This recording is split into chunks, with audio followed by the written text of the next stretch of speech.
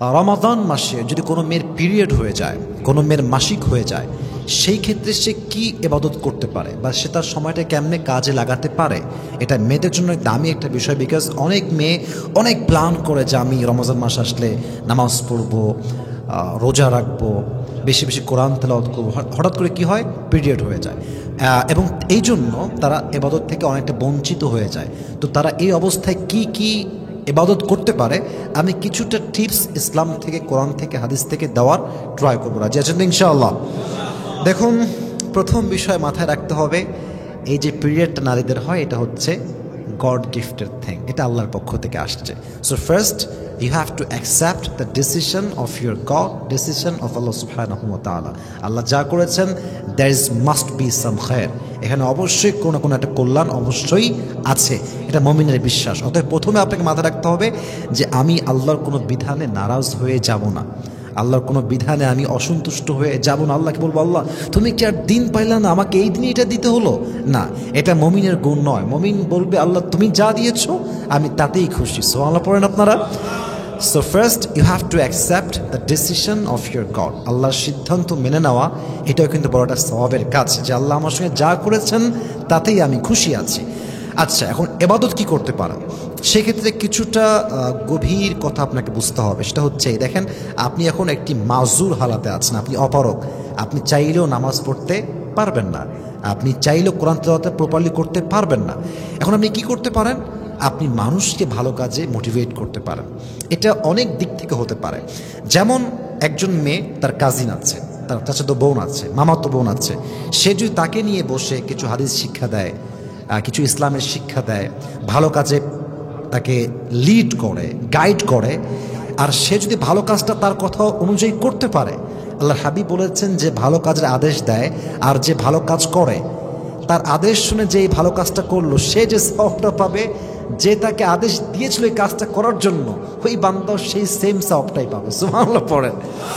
এই জন্য আপনি যদি পিরিয়ড অবস্থায় থাকেন, আপনি দাওয়াতের কাজ করেন। এটা ফেসবুকে হতে পারে, এটা অফলাইনে হতে পারে, এটা সোশ্যাল মিডিয়া হতে পারে, যে কোনো প্ল্যাটফর্মে ভালো কাজ করার ট্রাই করেন দাওয়াতের মাধ্যমে, 1 নাম্বার। 2 নাম্বার, আপনি বেশি বেশি জিকির আজকার পাঠ করেন, সুবহানাল্লাহ, আলহামদুলিল্লাহ, লা ইলাহা ইল্লাল্লাহ, আল্লাহু আকবার। এটা হচ্ছে আফদালুয যিকর, আলা বিযিকরিল্লাহি তাতমাইন্নুল কুলুব। জিকিরই হচ্ছে পৃথিবীতে এমন শ্রেষ্ঠ একটি ইবাদত যেটা বান্দার হৃদয়টাকে প্রশান্ত করে দেয়, একদম শান্ত করে দেয়। এই জন্য ট্রাই করবেন বেশি বেশি জিকির করবার জন্য, এখানে কোনো রকম কোনো সমস্যা নেই। পাশাপাশি আরেকটা বিষয় মাথায় রাখতে হবে আমার বন্ধুদের জন্য, সেটা হচ্ছে এই যে আপনার পিরিয়ড হয়ে গিয়েছে, এই অবস্থায় আপনি জিকিরের পাশাপাশি মাঝে মাঝে দুরূদ শরীফও পাঠ করতে পারেন। দুরূদ শরীফ পাঠ করবেন, সংক্ষেপে হতে পারে, আপনি পড়তে পারেন সাল্লাল্লাহু আলাইহি ওয়াসাল্লাম, অথবা আপনি দুরূদ ইব্রাহিম পড়তে পারেন, আল্লাহুম্মা সাল্লি আলা মুহাম্মদ ওয়া আলা আলি মুহাম্মদ কামা সাল্লাইতা আলা ইব্রাহিম ওয়া আলা আলি ইব্রাহিম ইন্নাকা হামিদুম মাজিদ। দুরূদ শরীফ পড়েন, জিকির আজকার করেন, পাশাপাশি মানুষকে আপনি দিনের দাওয়াত দেন, এবং সবচাইতে গুরুত্বপূর্ণ বিষয়, ডু সামথিং ডিফারেন্ট, একটু ভিন্ন কাজ করেন। যেমন কি করতে পারেন, আপনি আত্মীয়তার হক আদায় করতে পারেন। কেমনে? আপনার আত্মীয় গরিব আছে, আপনি যাকাতের টাকার মাশাআল্লাহ আপনার কাছে আছে, আপনি দান করে দেন। আপনার আত্মীয় সে বন্ধু কথা হয় না, এটা ফোন কল দেন। মানে ট্রাই করেন ভালো কাজ যত যা হতে পারে, যেখানে অজু লাগে না, গোসল লাগে না, নরমালি যে কোনো সময় করা যায় কাজগুলো, এগুলো করার ট্রাই করেন। তাহলে কী হবে, আপনার রমজান মাসটা কাজে দিবে। আল্লাহ প্রত্যেকটা বোনকে এটা বোঝার তৌফিক দান করুন, সকলেই পড়া আমিন। অ্যান্ড মোস্ট অফ অল সবচেয়ে গুরুত্বপূর্ণ বিষয়টা হচ্ছেই, যখন কোনো মেয়ের মন খারাপ হয় যে কেন এটা হয়ে গেল, কেন আমার পিরিয়ডটা এখন আসলো, এই যে মনের একটা কষ্ট, ফিলিংস, এটাও তার জন্য সওয়াবের কারণ হচ্ছে কি, বান্দা যখন কোনো ইবাদত করতে না পেরে কষ্ট পায় যে কেন করতে পারলাম না, কেন জিকিরটা করতে পারলাম না, কেন আমি নামাজটা পড়তে পারলাম না, কেন তাহাজ্জুদ পড়তে পারলাম না, এই আফসোসটা, তার যে এই যে রিগ্রেটটা, তার যে কষ্ট ভেতরে, এই কষ্টের দ্বারা সে ইবাদত করলে যে সওয়াব পেত আগে, আল্লাহ সেই সেম সওয়াবটা তার কষ্টের জন্য, তার ফিলিংসের জন্য তার আমলনামায় লিখে দিবে। সুবহানাল্লাহ পড়ে।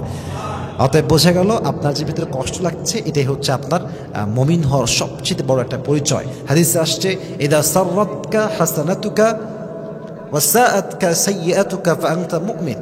When your good deeds makes you happy and bad deeds makes you sad, then you are the real মুত্তাকি। যখন বান্দার ভালো কাজ বান্দাকে খুশি দেয় তখন বান্দা মুত্তাকি হতে পারে, মুমিন হতে পারে। আর যখন বান্দার খারাপ কাজ বান্দাকে কষ্ট দেয়, ভেতরে একটা কষ্ট ফিল করায়, তখন তার বোঝা হতে সে একজন প্রকৃতপক্ষের মুমিন হতে পেরেছে। আল্লাহ আমাদের সবাইকে রমজান মাসে ভালো ভালো আমল করার তৌফিক দান করুন, সকলে পড়না আমিন।